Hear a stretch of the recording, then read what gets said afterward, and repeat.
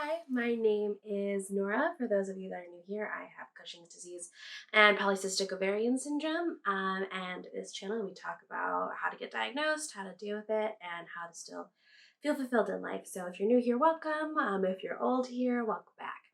Um, this video is all going to be about how I realized that I was still in a reoccurrence. So basically meaning that I had another tumor and that the Cushing's was back. So for those of you that don't know, with Cushing's disease, like you're never really cured, you're just in remission. So it can come back at any time.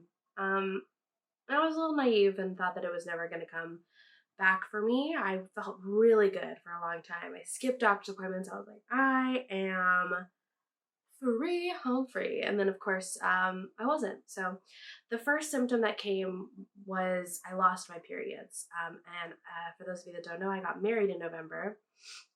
I went on my honeymoon, and I do have polycystic ovarian syndrome. So I assumed that it was from the stress of like planning the wedding and then like going on the trip. And I didn't think anything of it. I was like, I have irregular periods. But then they never came. So there was months of no periods. So some irregularities, that's one thing.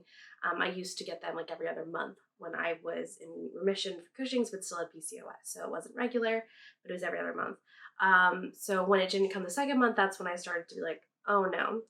From there, I started to have acne kind of all over. So that was another sign that wasn't great, but another one that was easy to ignore. After that, my buffalo hump started to grow. I have some comparison pictures. Like every month, I started to take pictures, and it was definitely growing. It had never fully gone away after my first time, but it had gone to the point where it was like smaller. So it was clear that it was growing. So that was a big like, uh-oh for me. And then I gained 40 pounds in a month. So that was another worry. And then I gained another 10 the next month. So at this point in time, I was eating really healthy, working out, like had been doing fine. There was no reason for the weight gain. Obviously, it's a symptom. And then I started to get more striae on my belly. From there, at this point, I was pretty sure that I had a reoccurrence. And then the most telltale sign for me, at least, is my vision went. So I have visual snow syndrome caused by the hormone imbalance. I got it the first time, I have it this time. Basically, like I see like glowing around people, and I see a lot of like dark circles, and it kind of looks like there's static in front of everything. So yeah, it's not the best thing in the world. I contacted my doctor and said I'm just pretty sure that it's back. And so we decided to do some testing. From there, I was able to get 3 high urine tests. And then I got 2 high salivas, one kind of like mildly high and then one extreme high. And that was a really big confirmation that yes, it was back. So from there, we started on the ketoconazole trial and had plans to move towards surgery.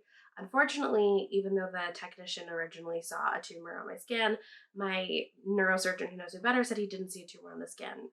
For those of you who don't know, that's very common with Cushing's disease. Our tumors are super tiny, so it's not unexpected. Unfortunately, it does mean that surgery is delayed until we can find the tumor for now. So that's the dealio. We're going to figure out what that looks like moving forward, but that's how I knew I was in a reoccurrence, and that's where I'm at now.